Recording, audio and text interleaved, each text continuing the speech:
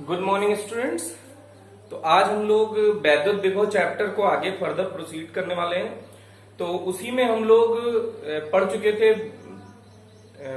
उसके हमने numerical solve कर लिए थे, उसमें एग्जाम्पल्स। अब एग्जाम्पल्स के बाद सीक्वेंस में हम लोग अति लघुत्तरात्मक लघुत्तरात्मक सॉल्व कर लेते हैं, जिससे कि short type very short type, जिससे कि हम लोगों को आगे थोड़ा बहुत कॉन्सेप्ट को समझने में सहूलियत हो।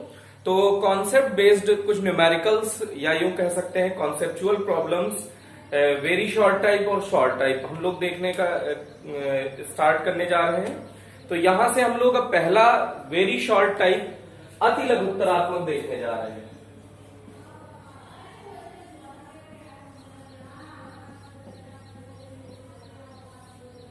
अति लघुत्तरात्मक का पहला आप देखिए, इसमें ये कह रहा है वैद्युत विभव अदिश राशि है अथवा सदिश राशि है, बताइए। तो वैद्युत विभव अदिश राशि है बेटा। दूसरा, वैद्युत विभव की परिभाषा दीजिए। आपको याद होगा एकांक धनावेश, एकांक परीक्षण आवेश को अनंत से वैद्युत क्षेत्र के अंदर बिना गतिज ऊर्जा में परिवर्तन किए हुए लाने में किया गया कार्य वैद्युत विभवांतर कहलाता है, वैद्युत विभव कहलाता है। अगर विभवांतर पूछता तो एकांक धनावेशित परीक्षण आवेश को वैद्युत क्षेत्र में किसी एक बिंदु से दूसरे बिंदु तक बिना गतिज ऊर्जा में परिवर्तन किए हुए ले जाने में किया गया कार्य वैद्युत विभवांतर कहलाता है। तो इस तरह से अगर ये दोनों डेफिनेशन में से कोई भी डेफिनेशन आपसे पूछी जाती तो आप इसको बता सकते थे। इसके लिए हम इसमें इस पूरे सेक्शन के दौरान जो हमने नोट्स में कर रखे हैं उन सब क्वेश्चंस को हम लोग सॉल्व नहीं करेंगे। हम लोग सीधे सीधे उन्हीं को सॉल्व करेंगे जो थोड़े नए टाइप के प्रॉब्लम्स हैं। तो इसके बाद नेक्स्ट प्रॉब्लम देखिए, क्या दो समविभव पृष्ठ एक दूसरे को काट सकते हैं? तो समविभव पृष्ठ के गुणधर्म में हमने पढ़ रखा था कि दो समविभव पृष्ठ एक दूसरे को काट नहीं सकते हैं, क्योंकि जो ये कटान बिंदु है बेटा, मान लीजिए इस पृष्ठ का विभव V1 है, इस पृष्ठ का विभव V2 है, तो इस पूरे पृष्ठ पर V2 होगा और इस पूरे पृष्ठ पर V1 होगा। तो एक बिंदु ये मिलेगा जहां V1 और V2 इक्वल हो जाएंगे, लेकिन ये असंभव है। V1 is not equal to V2। तो V1 और V2 अलग अलग होने चाहिए, क्योंकि ये दो अलग अलग समविभव पृष्ठ हैं।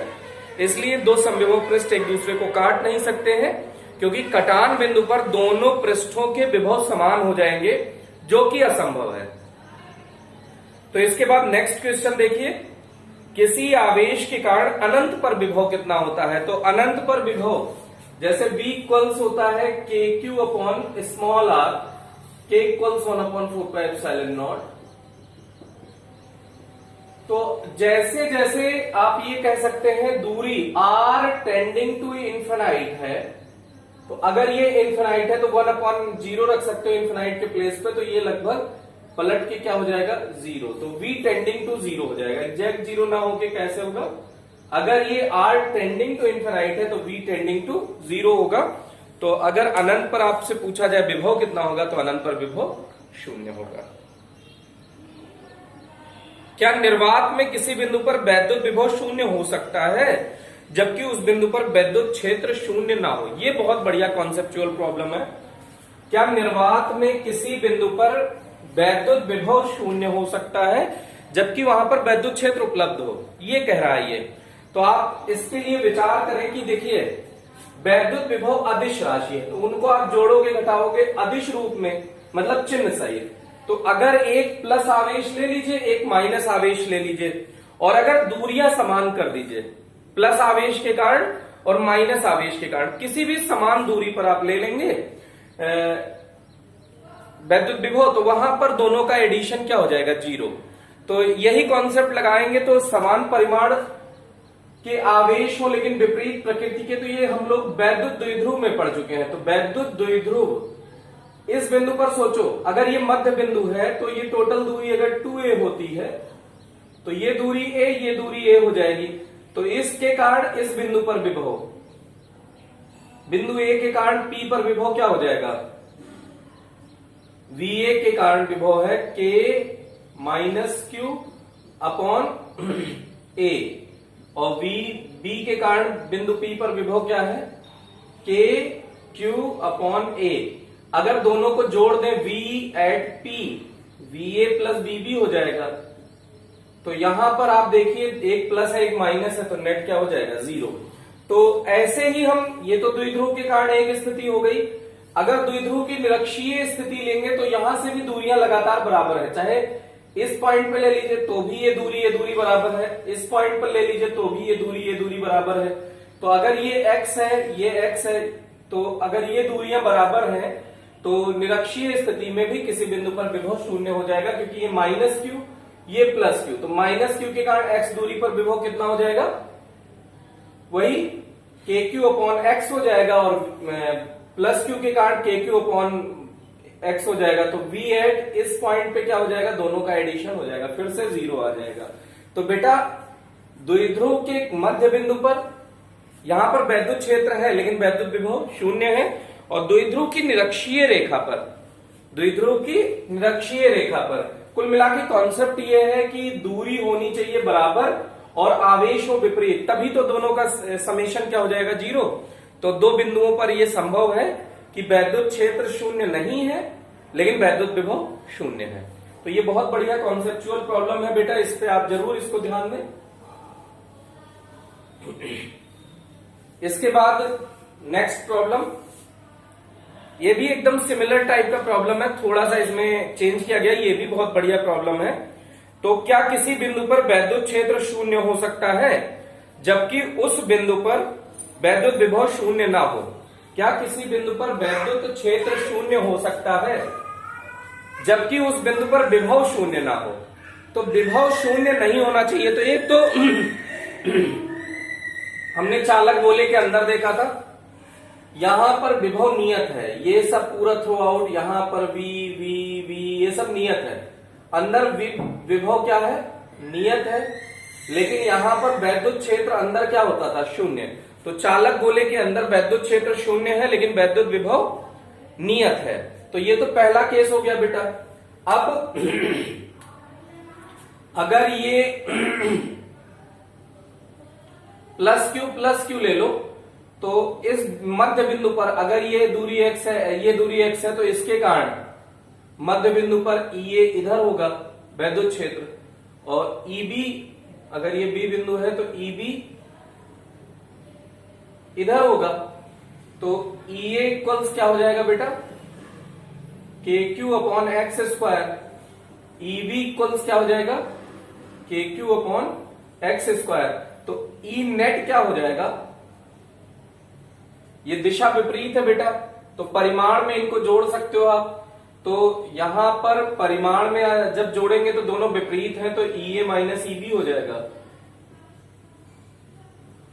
परिमाण में नेट E क्या आ जाएगा, 0। तो E तो मध्य बिंदु पर 0 है, लेकिन विभव मध्य बिंदु पर देखिए, विभव VA कितना होगा, KQ अपॉन एक्स।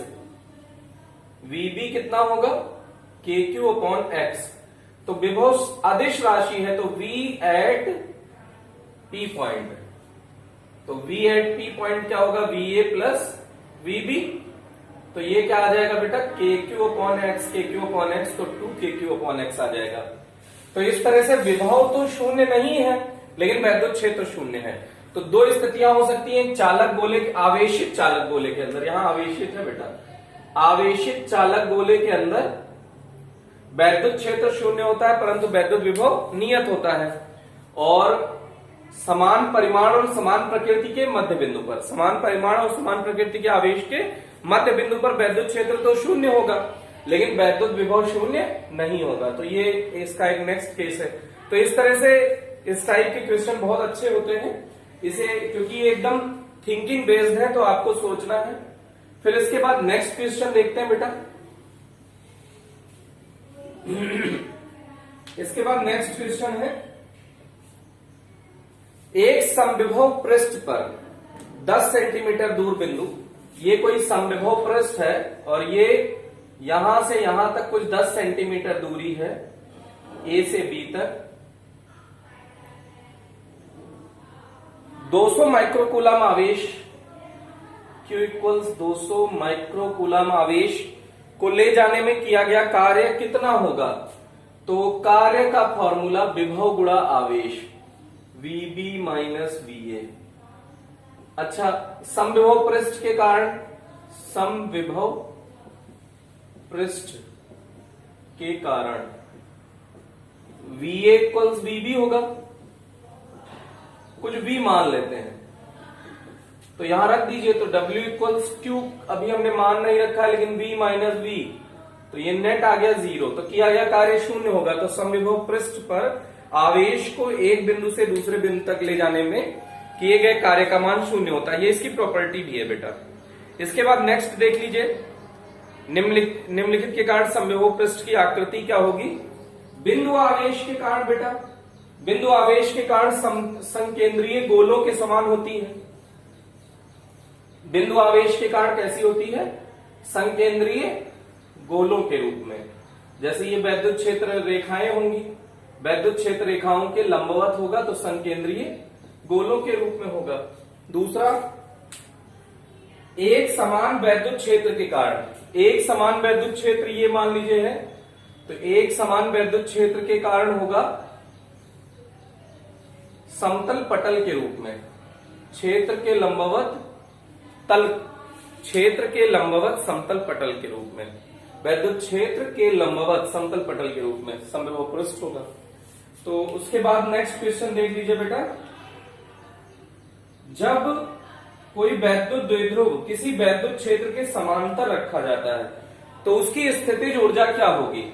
स्थितिज ऊर्जा का formula U equals minus PE cos theta होता है बेटा। और क्षेत्र के समांतर, ये मान लीजिए क्षेत्र है, यहीं पर ऐसे वैद्युत द्विध्रुव रखा है तो क्षेत्र के समांतर है, तो थीटा बराबर क्या हो जाएगा बेटा 0 डिग्री। तो U इक्वल्स क्या हो जाएगा माइनस PE कॉस 0। तो कॉस 0 की वैल्यू 1 होती है तो माइनस PE इसका आंसर आ जाएगा। इसके बाद नेक्स्ट क्वेश्चन देखें, एक 10 सेंटीमीटर त्रिज्या के चालक गोले को आवेशित करने पर उसकी सतह पर विभव 15 वोल्ट है तो केंद्र पर विभव कितना होगा। बेटा विभव का मान आवेशित चालक गोले के लिए केंद्र पर वही होता है जो उसकी सतह पर होता है, या ऐसे भी हमने याद किया था वैद्युत विभव का मान चालक गोले के सतह पर जितना होता है उतना ही चालक गोले के अंदर होता है, अर्थात नियत होता है।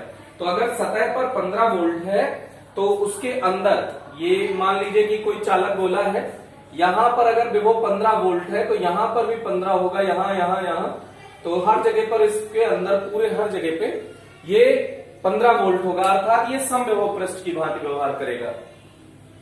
इसका आयतन समविभव होगा बेटा। इसके बाद नेक्स्ट देखें,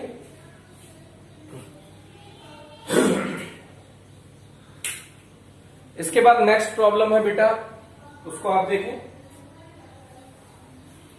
एक 5 सेंटीमीटर त्रिज्या के समरूप आवेशित अचालक गोले, 5 सेंटीमीटर त्रिज्या के समरूप आवेशित अचालक गोले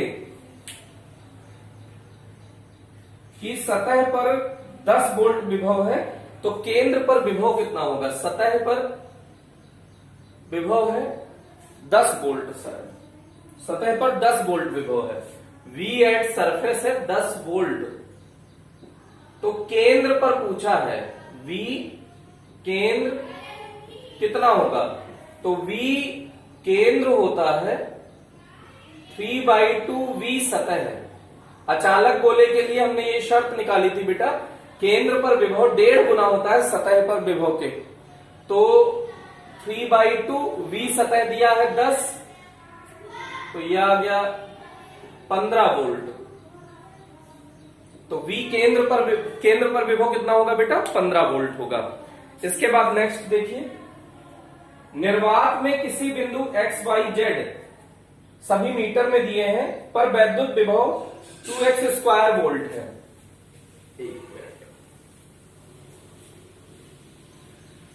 2x² वोल्ट है, विभव है 2x² वोल्ट। निर्वात में बिंदु 1, 2, 3 पर वैद्युत क्षेत्र की तीव्रता बतानी है। 1 मीटर, 2 मीटर, 3 मीटर पर वैद्युत क्षेत्र की तीव्रता बतानी है। तो E और V में रिलेशन क्या होता है बेटा, E equals minus del operator into V, या फिर इसको ऐसे भी लिख सकते हैं, E equals minus dV over dx I cap minus DV over DX, चाहे डेल एक्स चाहे D Y, J cap minus DV over D Z K cap. ये हो गया। अब इसका मतलब v का मान तीनों जगह पे रख दीजिए, अवकलन कर दीजिए। तो माइनस छोड़िए d over D X 2x square I cap minus d over D Y 2x square J cap minus d over D Z 2x square K cap. अब ये माइनस छोड़िए 2x स्क्वायर का क्या हो गया बेटा, 2 तो नियत है x स्क्वायर जो खोपड़ी पे होगा आगे आ जाएगा, खोपड़ी में से एक घट जाएगा 2x आई कैप। ये x y के सापेक्ष अवकलन करना है तो x क्या हो जाएगा नियत, तो ये हो गया इसका अवकलन 0, इसका अवकलन 0। तो ये आ गया बेटा माइनस 4x आई कैप। लेकिन इसने पूछा है E1 2 3 पर, तो E एट 1 2 3 x की जगह 1, y की जगह 2 और z की जगह 3 रखना है, लेकिन x ही है हमारे पास, y z और है ही नहीं है। तो माइनस 4 इंटू 1 इंटू आई कैप। अब न्यूटन पर कूलम इसका मात्रक हो गया, तो माइनस इसका आंसर आ गया माइनस 4 आई कैप न्यूटन पर कूलम। ये सदिश रूप में बताया है बेटा, परिमाण में भी बता सकते थे कि इसका परिमाण क्या है 4। ओके, तो इस तरह से इस टाइप के न्यूमेरिकल सॉल्व किए जाते हैं। इस टाइप का हमने आप उदाहरण में भी बता रखा है जब हमने ये वाला रिलेशन डिराइव किया था।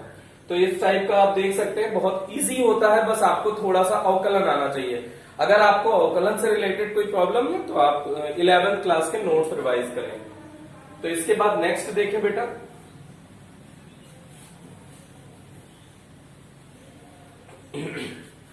इसके बाद नेक्स्ट है बेटा दो बिंदु आवेशों के निकाय के कारण स्थितिज ऊर्जा का व्यंजक। तो दो आवेशों के कारण k q1 q2 upon r, k का मान 1/4 pi epsilon not q1 q2 upon small r, अगर उन दोनों आवेशों के मध्य की दूरी स्मॉल r है। तो इसको डायरेक्ट बता दिया।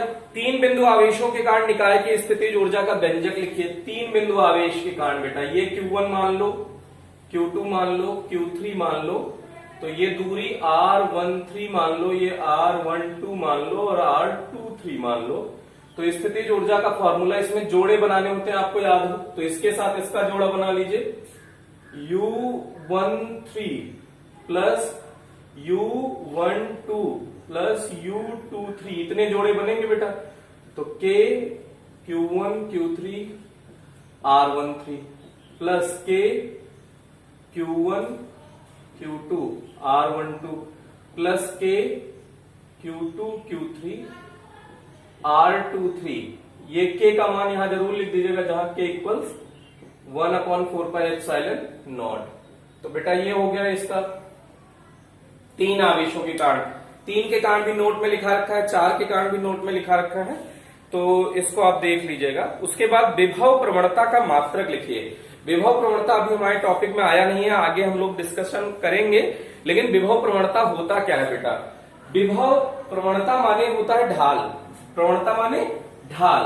तो विभव में कितना ढलान है, ढलान का मतलब जैसे आप मान लीजिए कि ये ढलान है, तो इस पे पानी गिराएंगे तो कैसे गिरेगा, अगर इस ढलान को बढ़ा दिया, खड़ा कर दिया, तो अब पानी तेज गिरेगा। तो प्रवणता का मतलब होता है वही ढाल, इसकी ढाल ज्यादा है, इसकी ढाल कम है। तो विभव प्रवणता का मतलब विभव किस दर से घट रहा है। तो एकांक, मान लीजिए यहां का विभव v है और यहां का विभव 0 है, तो ये 0 हुआ होगा घटते घटते ना बेटा। तो एकांक लंबाई में होने वाले विभव पतन को विभव प्रवणता कहते हैं। विभव प्रवणता का फॉर्मूला क्या हो गया, एकांक लंबाई में होने वाले विभव पतन को विभव प्रवणता कहते हैं। एकांक लंबाई में होने वाले विभव पतन को, कुछ विभव प्रवणता चलिए x से निरूपित कर देते हैं, ये हो गई विभव प्रवणता। तो एकांक लंबाई में होने वाले विभव पतन को, इसका मान 1 अगर हो तो एकांक लंबाई हो गई, तो होने वाले विभव पतन को विभव प्रवणता कहते हैं। तो इसका मात्रक हो गया वोल्ट, इस लंबाई का मात्रक हो गया मीटर, तो इसका मात्रक आ गया बेटा विभव प्रवणता का वोल्ट पर मीटर। विभव प्रवणता का मात्रक क्या आ गया बेटा? वोल्ट पर मीटर। इसके बाद नेक्स्ट देखें,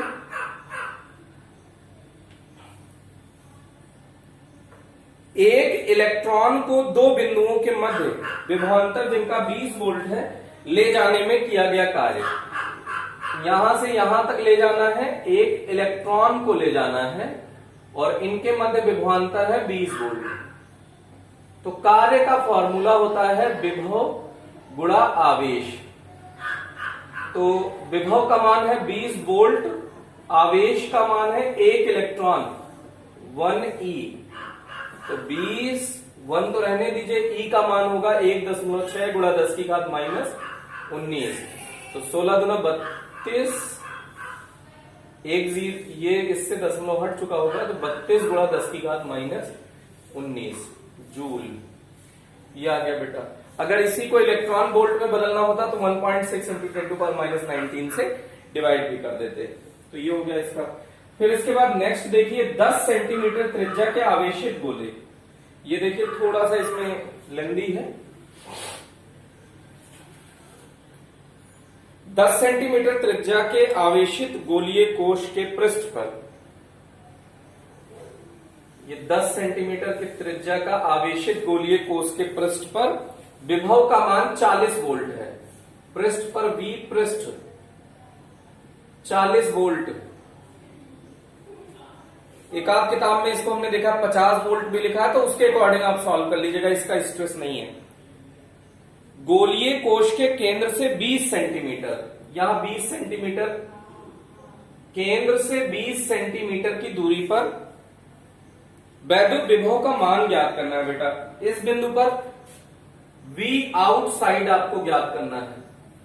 तो अब देखिए V आउटसाइड का फॉर्मूला क्या होगा? K स्मॉल q, जो भी आवेश होगा, अपॉन R।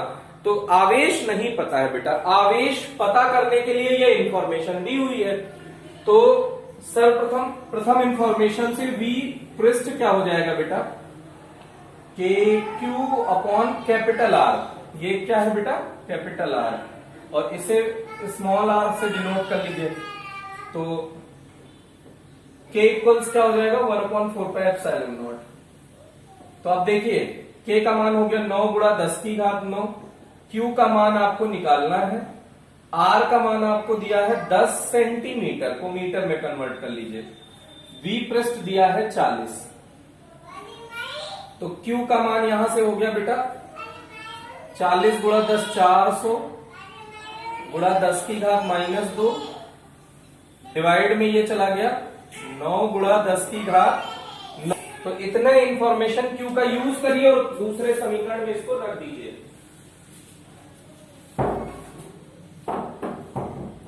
तो इसको उठाइए और दूसरे समीकरण में, जहां पे हमको पूछा है V आउटसाइड पूछा है, तो KQ अपॉन स्मॉल r होगा। K का मान हो गया 9 गुणा 10 की घात 9। Q का मान यही आपको रखना है, तो 400 गुणा 10 की घात -2 अपॉन 9 गुणा 10 की घात 9। और R कितना सेंटीमीटर दूरी पर पूछा है बेटा? 20 सेंटीमीटर, तो 20 गुणा 10 की घात -2। यह आपको कैलकुलेट करना है। तो 0 से 0 कैंसिल आउट हो गया और ये आया 20। 10 की घात -2, 10 की घात -2, 9 गुणा 10 की घात 9, 9 गुणा 10 की घात 9। तो आपका जो रिजल्ट आया वो 20 वोल्ट आया। ये हो गया बेटा। ऐसे भी ज्ञात कर सकते थे V, ये एक तरीका हो गया, आंसर आ चुका है। सेकंड मेथड है V व्युत्क्रमानुपाती R है बेटा। अगर दूरी दोगुनी, जैसे V1 अगर इसको कहें, इससे क्या आएगा? V1 upon V2 equals R2 upon R1। तो V1 आपको दिया हुआ है कितना? 40। V2 आपको निकालना है, R2 आपको पता है बाद का 20, और R1 कितना है? 10। तो ये आया 2 20। तो V2 इक्वल्स 20 वोल्ट। ये इसका दूसरा मेथड है बेटा, इससे भी आप कर सकते हैं। लेकिन ये पता होना चाहिए कि भाई विभव व्युत्क्रम रिलेशन में होता है दूरी के साथ, तो इससे ये सॉल्व हो जाता है। उसके बाद देखिएगा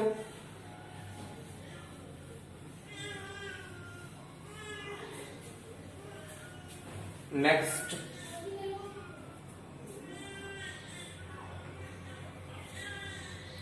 वैद्युत विद्रोह को बाह्य वैद्युत क्षेत्र में 0 से 180 डिग्री तक घुमाने में किया गया कार्य इक्वल्स हो जाएगा P cos θ1 माइनस cos θ2। 0 से मतलब θ1 0 हो गया, 180 डिग्री तक घुमाना है, θ2 180 डिग्री हो गया, तो कार्य हो गया P cos 0 minus cos 180। cos 0 की वैल्यू हो गई बेटा 1 माइनस cos 180 की वैल्यू -1, तो ये हो गया 2, तो 2PE आंसर आ गया। इसके बाद देखिए पृथ्वी का वैद्युत विभव कितना माना जाता है, तो बेटा पृथ्वी का वैद्युत विभव हम लोग 0 मानकर चलते हैं। पृथ्वी का वैद्युत विभव कितना होता है 0। ये मात्रक लिख सकते हैं जूल, कार्य का मात्रक जूल। पृथ्वी का वैद्युत विभव कितना होता है बेटा 0। यदि विभव फलन V इक्वल्स है 4x प्लस 3y वोल्ट हो, तो बिंदु 2,1 पर वैद्युत क्षेत्र की तीव्रता E@21 का परिमाण आपसे पूछा है, ज्ञात करो। तो फिर से वही रिलेशन बेटा, E और V में रिलेशन होता है E equals minus del operator into V, ये होता है रिलेशन बेटा। अब E इक्वल्स हो जाएगा minus dV over dx I cap minus dV over dy j cap minus dV over dz k cap. अब इसमें वैल्यू सब्स्टिट्यूट करनी है बेटा, minus d over dx 4x plus 3y I cap minus d over dy 4x plus 3y j cap minus d over dz 4x plus 3y k cap. अब इसके बाद देखिए minus रहने दीजिए, इसका अवकलन करना है। पहले x के सापेक्ष करिए तो 4 आ गया, y का अवकलन करना है x के सापेक्ष तो 0 हो गया, तो प्लस 0 आई कैप।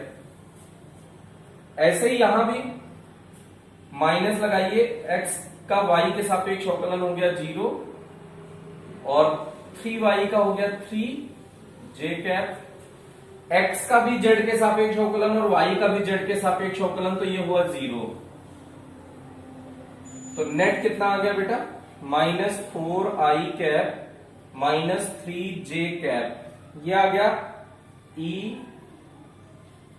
अब E@21 अगर आपको निकालना हो E21 2,1, तो यहां x है नहीं, y है नहीं, तो यही हो जाएगा E21, तो minus 4i cap minus 3j cap.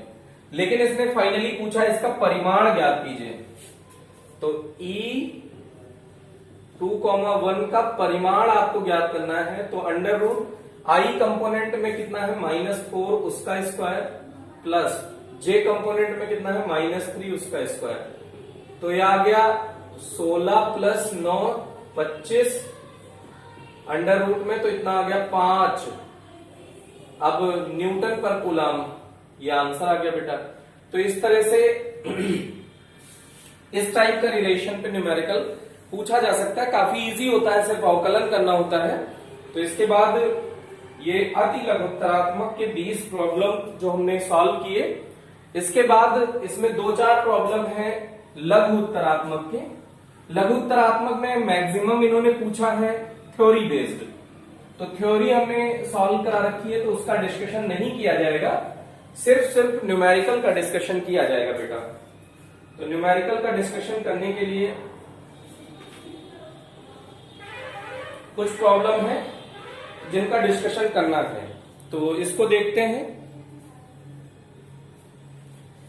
जैसे पहला है 3 बिंदु आवेशों से निर्मित किसी तंत्र की स्थितिज ऊर्जा ज्ञात कीजिए। तो इसको हमने डिराइव करा रखा है, इसको आप कर लीजिएगा। पहले प्रथम आवेश लेके आइए, कार्य 0 हो जाएगा।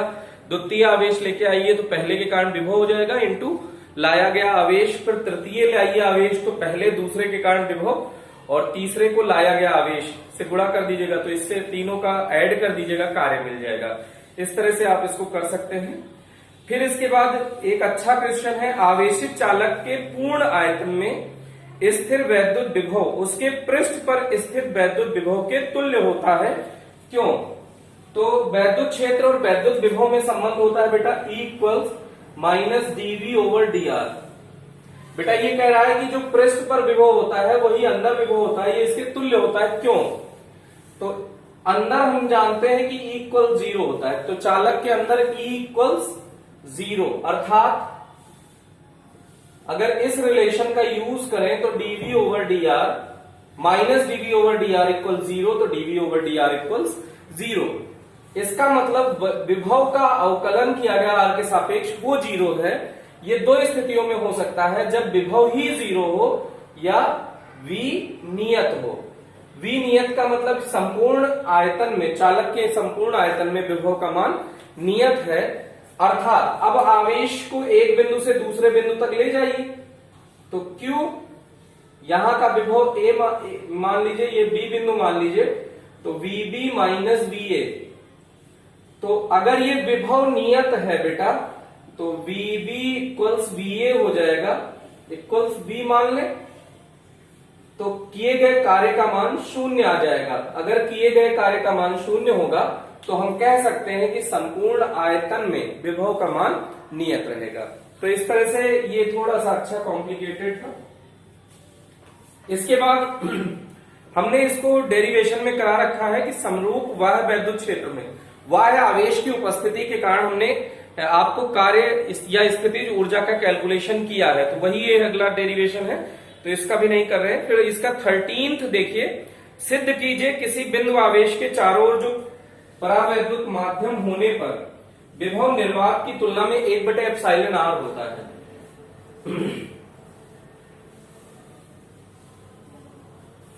अब हम जानते हैं अगर ये आवेश है, ये Q आवेश है, तो इसके चारों ओर ऐसे वैद्युत क्षेत्र इसने पैदा कर रखा होगा।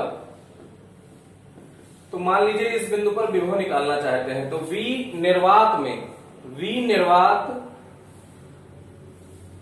1/4πε0 और जो आवेश हो और ये दूरी मान लीजिए r है।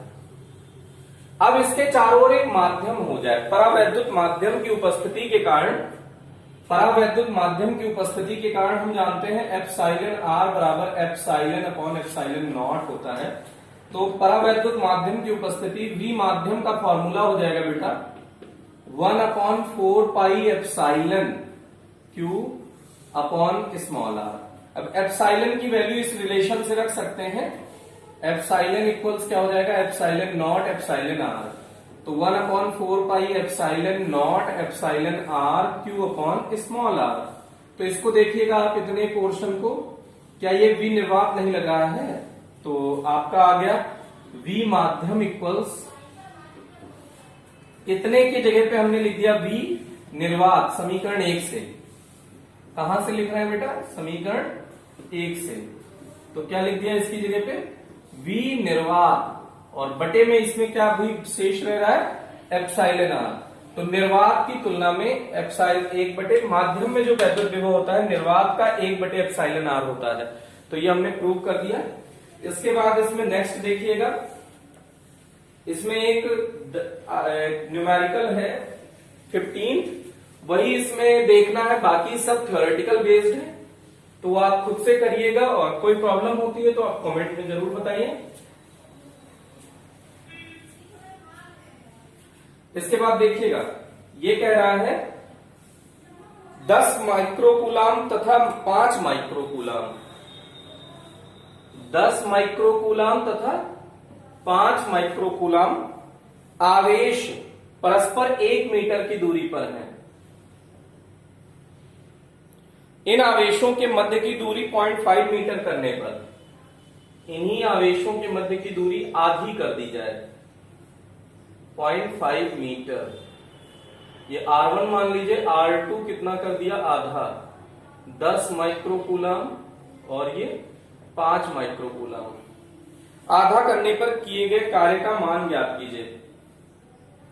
तो पहले इस स्थिति में कार्य ऊर्जा के तुल्य होगा, तो U1 इक्वल्स क्या हो जाएगा, K, इसको मान लीजिए Q1, इसको मान लीजिए Q2, K Q1 Q2 upon R1। U2 क्या हो जाएगा, K Q1 Q2 upon R2। अब आवेश को जब पास ले आए हो तो ज्यादा कार्य करना पड़ेगा, तो जो कार्य में अंतर होगा वो U2 माइनस U1 होगा। तो K Q1 Q2 upon R2 minus K Q1 Q2 upon R1। यही एक्स्ट्रा कार्य मिल जाएगा बेटा। पहले जो कार्य किए उसको बाद वाले कार्य में से घटा दीजिए, तो उसको जो अंतर आएगा वही आपका कार्य मिल जाएगा। K Q1 Q2 अपॉन में कॉमन नहीं हो पाएगा। यहां पे अगर चाहे तो रिलेशन लिख दीजिए तो कॉमन भी हो जाएगा। R2 है आधा R1 के, लेकिन ऐसे ही रहने दीजिए 1 upon R2 minus 1 upon R1। अब यहां पे एलसीएम भी ले सकते हैं, K Q1 Q2 R1 minus R2 upon R1 R2। अब इसमें वैल्यू सब्स्टिट्यूट करनी है सिर्फ आपको, तो डेल्टा W क्या हो जाएगा, 9 इंटू 10 टू पावर 9। Q1 है 10 गुणा 10 की घात माइनस 6, 5 गुणा 10 की घात माइनस 6, ये हो गया। अपॉन R1 R2 लिख दीजिए। R1 कितना है 1 मीटर, R2 कितना है 0.5 भी लिख दीजिए, और R1 माइनस R2, R1 कितना है 1 माइनस 0.5। तो इसको अब थोड़ा सा सॉल्व कर लीजिए। तो घात इकट्ठी कर लीजिए पहले, पॉइंट हटाएंगे तो यहां पे एक 0 बढ़ जाएगा, तो ये 10 आ जाएगा। अब यहां पे घातों को इकट्ठा करना है, 9 बच रहा है डिजिट में, इंटू 10 की घात 9, 10 की घात 10, 10 की घात 11 प्लस में है, और 10 की घात माइनस 12 निगेटिव में है, और 1 माइनस 0.5, तो ये आ गया 0.5। तो 0.5 का 9 से ये आ गया, और 10 की घात माइनस 1 आ गया। ये आपका, आप चाहें तो और सॉल्व कर सकते हैं, लेकिन इसको डिवीजन में ले आइए तो 0.45 जूल डायरेक्ट आप आंसर बता सकते हैं। तो 0.45 जूल एक्स्ट्रा कार्य करना पड़ेगा आवेशों को निकट लाने में। तो इन्होंने 10 की घात माइनस 2 के फॉर्म में लिखा है, तो आप 10 की घात 2 से गुणा कर देंगे, तो 10 की घात 2 से भाग करना पड़ेगा, तो 10 की घात माइनस 2 ही आ जाएगा, उससे कोई फर्क नहीं है। तो इस तरह से आपने short type, very short type solve कर लिया है। अब इसके बाद आपको आंकिक करना है, सारे आंकिक आप सॉल्व कर लीजिए। इसका डिस्कशन नेक्स्ट टर्न पे होगा। ये जरूर करें अगर वीडियो पसंद आए, जैसे आपको जो हम पढ़ा रहे हैं समझ में आ रहा है तो वीडियो को लाइक जरूर करें, और बिल्कुल नहीं समझ में आ रहा है या कम समझ में आ रहा है तो डिसलाइक करें, जिससे कि हमको ये समझने में सहूलियत हो कि आपको वीडियो में क्या कुछ प्रॉब्लम आ रही है या आप कंटिन्यू सही समझ पा रहे हैं। और अगर आपको लास्ट में समझ में आ गया हो तो कमेंट में जरूर बताएं, जिससे ये आइडिया लगे कि किन बच्चों को समझ में आया है। और अगर नहीं समझ में आया तो कमेंट में डिसलाइक भी समझाएं कि हमें ये प्रॉब्लम रही या इस टाइप का या इस वाले न्यूमेरिकल में प्रॉब्लम रही जो हमें समझ में नहीं आई, तो उसका हम लोग सोल्यूशन करने की कोशिश करेंगे। हम उसे नेक्स्ट लेक्चर में आपको दोबारा समझा देंगे। तो इस तरह से आपको प्रॉब्लम नहीं आएगी ऑनलाइन क्लास होते हुए भी। आप यूट्यूब पे पढ़ रहे हैं उससे भी आपको बिल्कुल प्रॉब्लम नहीं आएगी। तो इस तरह से आप थोड़ा सा हमें अपने टीचिंग मेथड को इम्प्रूव करने का थोड़ा सा हेल्प करें, क्योंकि ये फर्स्ट टाइम है जो हम टीचिंग ऑनलाइन कर रहे हैं, यूट्यूब के माध्यम से आपको पढ़ा रहे हैं। तो इसमें आप हमारी थोड़ी सी हेल्प करें। वीडियो लाइक और डिसलाइक जरूर करें, और अगर आपको उसके बाद अगर हो सके तो आप इसमें कमेंट सेक्शन में बताएं कि ये वाला समझ में नहीं आया, और अगर आपको सब कुछ समझ में आ गया तो ऑल इज वेल। तो इस तरह से हम लोग कैरी ऑन करते हैं, और अपने दोस्तों में भी वीडियो ज्यादा से ज्यादा शेयर करके उसे सब्सक्राइब करवाएं, जिससे चैनल की थोड़ी पॉपुलैरिटी बढ़े। ओके, थैंक यू, आज के लिए इतना ही।